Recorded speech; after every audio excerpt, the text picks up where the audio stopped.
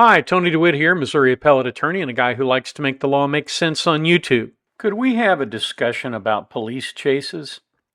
I bring this up because recently my wife lost a good friend, and the circumstances of it were tragic, but it was one of those lawful but awful kinds of things, at least as far as the police chase went. And I just want to talk a little bit about that today and provide some background.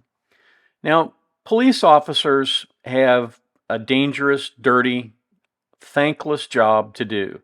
I think Joe Friday said it best when he said it's a glamorous, thankless job that's got to be done.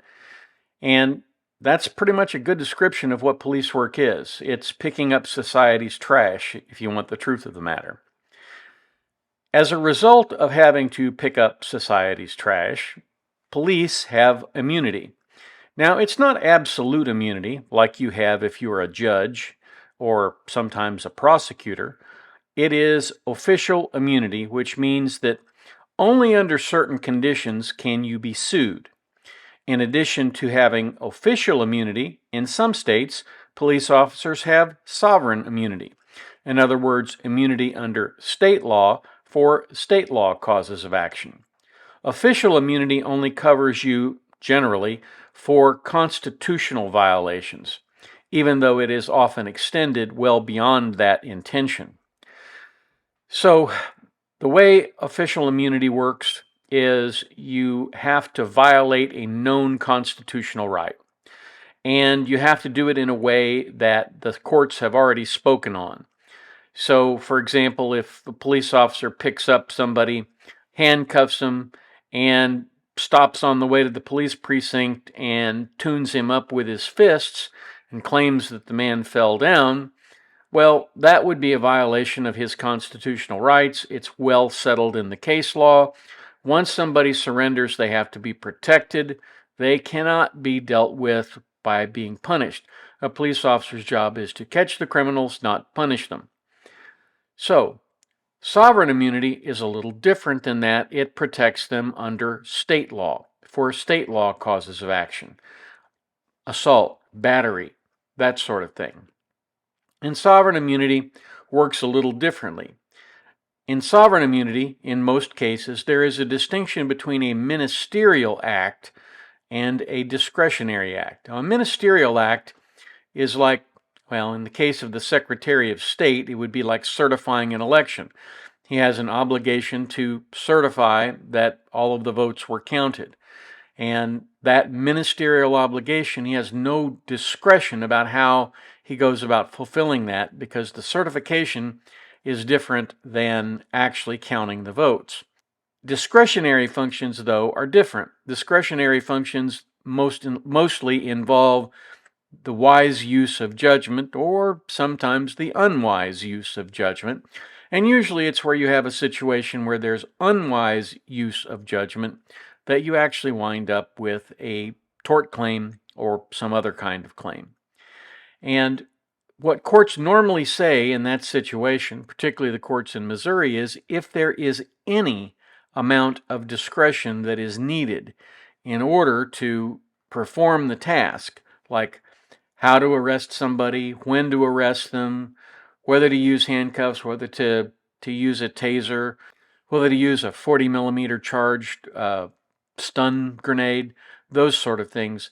Anytime there is a use of discretion in between choosing different options, the officer has sovereign immunity. And again, I think in most cases that's a good thing. I think the number of good cops far outweighs the number of bad cops. Now, you can certainly feel free to disagree with me and, put your reasons why in the comments if you want to. I have no trouble with people having a different opinion on that. That's just my analysis after having done this for several years. And I would point out that, yes, I have come across bad cops, and yes, I had to work hard to defeat the sort of inferences that they created through their bad acts. But I was able to do that and justice won out. So that's the legal piece of this, that sometimes police agencies, officers, and other entities, counties, that sort of thing, get sued when they unwisely involve themselves in a chase and someone is injured as a result of it. So I want to take a look at two cases that came about in the Lee County, Alabama area. It's Lee County and Chambers County, actually. So in Lee County, we had an abduction of a female by an unknown subject. And the information got to law enforcement fairly quickly, along with a vehicle description. And a sheriff's officer saw and identified the vehicle and the female passenger in the vehicle who was being abducted, and he attempted a traffic stop in Lee County, where he had jurisdiction. But it is rare when someone is engaged in criminal activity that they will willingly pull over in that situation, and so he started to rabbit, and as a result of that, the officer or the deputy pursued him. Now, if you look up Interstate 85, you'll see that it goes straight, I guess you would call it northeast, but it goes up and eventually will cross into the state of Georgia around a place called Lynette and Valley, Alabama.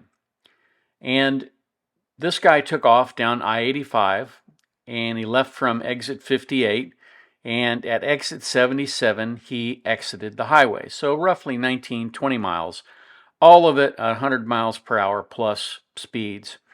With the deputies behind, they notified the Alabama Law Enforcement Agency to see if they could get some troopers out there, maybe get some stop sticks, but that didn't happen. And so at exit 77, the bad guy pulled off. To be clear, he pulled off onto Fob James Drive. He didn't pull over, he pulled off.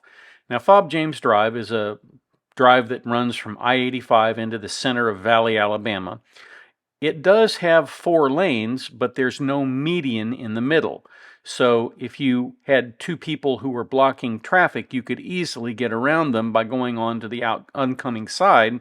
But of course, that presents a significant risk, and that will be important a little bit later on. At this point, we have a Lee County deputy inside Chambers County, and he wisely pulled back and allowed the Valley Police Department, which is in Chambers County, to continue the pursuit. So the Valley Police Department continued the pursuit. If you look it up on Apple Maps or Google Maps, you can kind of get a feel for where all of this happened. Well, at around the same time in Valley, a woman was going to take her 98-year-old father home after a holiday celebration. She was driving his Nissan Altima, and in case you're wondering, the Nissan Altima has a 5-star crashworthiness rating by the National Highway and Transportation Safety Agency. This particular lady was a very safe driver, and she was in a very safe car. So the Valley Police Department continues this chase, and police believe that the suspect was headed to a place where he thought maybe he could lose the cops.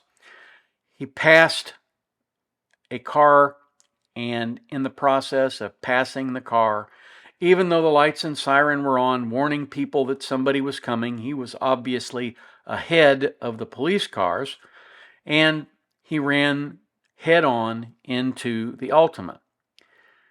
The 98-year-old gentleman in the car was killed. The passenger in his car, whom he abducted, was killed. And in addition to that, the driver of the car, the very safe driver of that car, was also killed, although she did manage to hang on for about a week after the event at a hospital in Atlanta where she had been flown. But eventually, the trauma and everything else caught up to her, and she passed away. So tell me, do you think that was a good exercise of discretion by the Lee County and Valley Police Departments in first starting the chase and then second continuing the chase? Leave me a note in the comments. Let me know what you think. I'm going to tell you what I think. And that is, even though it ended horribly, I think it was a proper use of discretion, and here's why. The person who was eluding police or attempting to elude police had a hostage. Anybody who knows anything about crime knows that if you are taken to a secondary crime scene by someone, that there is a better than average chance that things are not going to end up well for you. At the very least, this woman might have been killed by the suspect. As it was, she was killed by the suspect anyway when he plowed into another car. But there was no way that the police knew that or could have predicted that based on how things started. It was a tragic end all around, except for the suspect, who was taken to the hospital. He was recently released. He will face triple murder charges. And that's the way the system is supposed to work. And the reason, like I said, it was a good chase is because you had a victim at issue. Now, I want to contrast that with the next case. This is a case that arose in the state of Georgia, and instead of going north up Interstate 85, it was coming back south down 85. It was a stolen car. The chase was initiated by a Georgia deputy when he saw this stolen car, and again, the pursuits reached very high speeds, and the Georgia deputy pursued him into Alabama. Now, it hasn't been released yet how exactly the car got stopped, but we know that the Georgia deputy had continued because he was in hot pursuit. And there's a multi-agency cooperation agreement, multi-state cooperation between Alabama and Georgia, because people try and cross state lines all the time with this stupid idea that they're somehow going to be welcomed with open arms in the other state, which never happens, let's face it. So, on the north side of Interstate 85 is a town called Lynette, Alabama. The south side is more a valley, but the north side is Lynette. And the Lynette Police Department was notified of a chase coming its way. So it did what any police agency would do in that situation. It scrambled a car to go to the interstate and participate in the chase.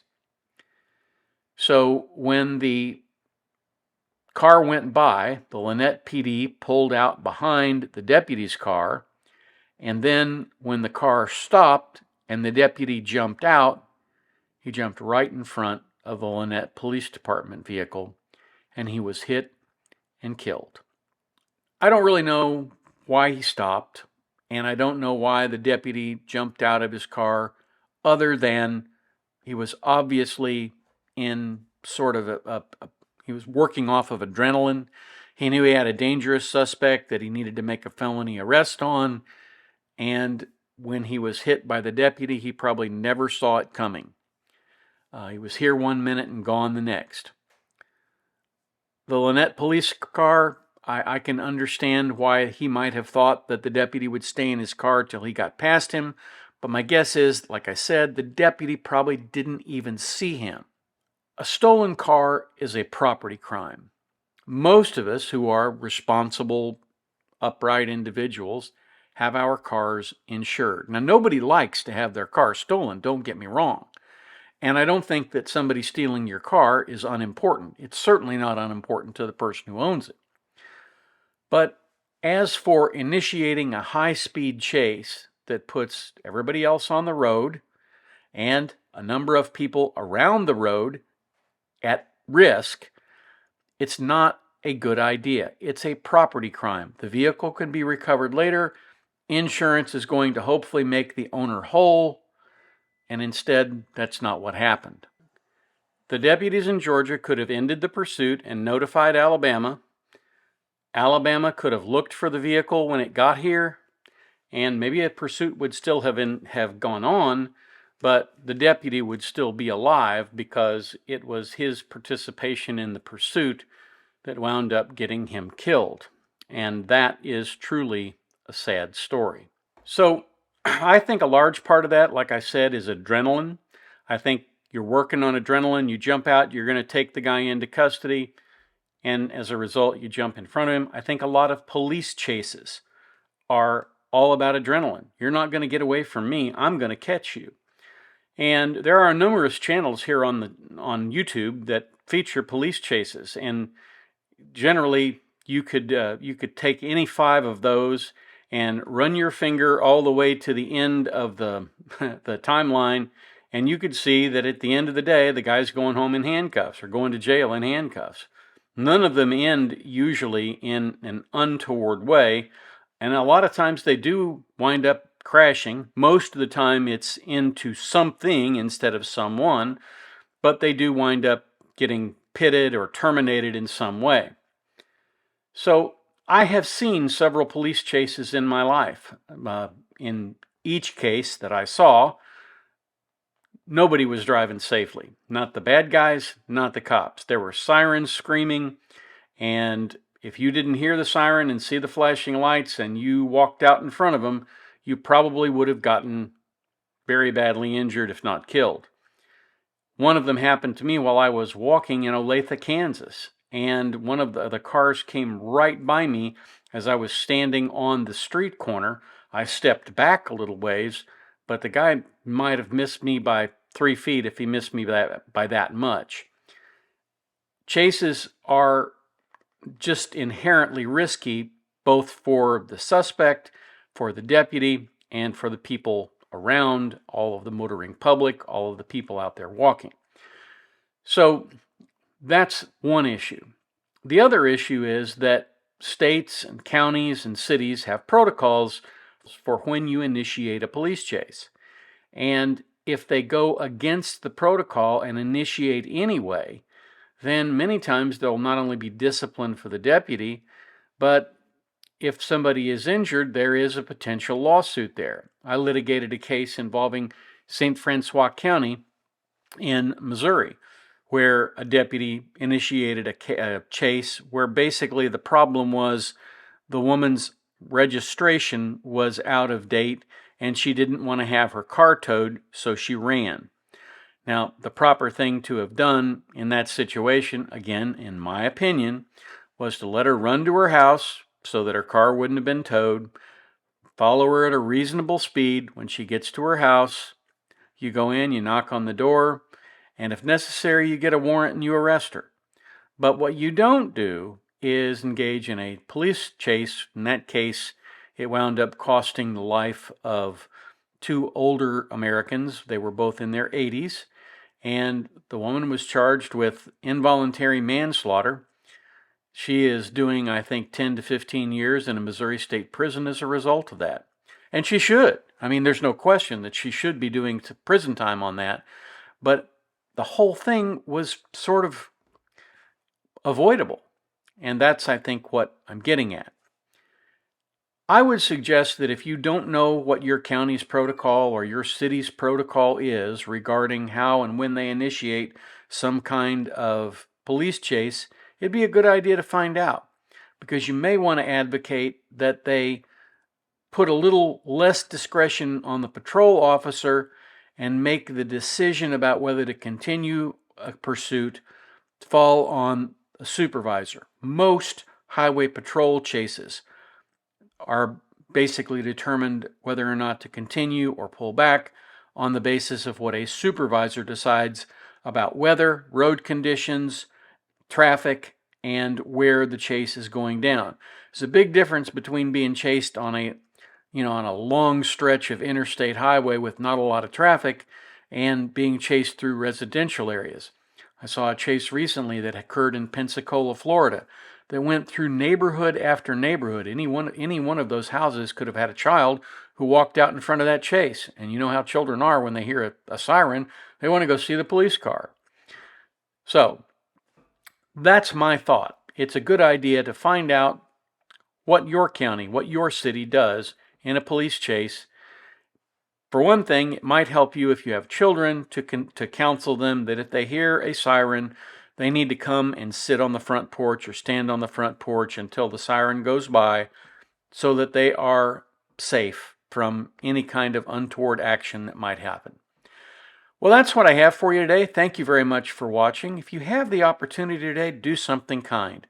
Now, today I'm doing something kind for my wife. She wanted me to make Tony Tuto's famous focaccia, so that's what I'm doing. And when I went to the store, I went to Publix to buy some fresh rosemary to put on top. I was able to grab one of the carts that was already out there and take it back in, and I picked up another lady's cart and took it back in for them. It's the little things that we do that help people out that in the end help make our world a better place. So thank you very much, all of you who are out there doing kind things. I know that you are out there because I see you every day. Thanks for watching. Catch me down here at the beach again next time.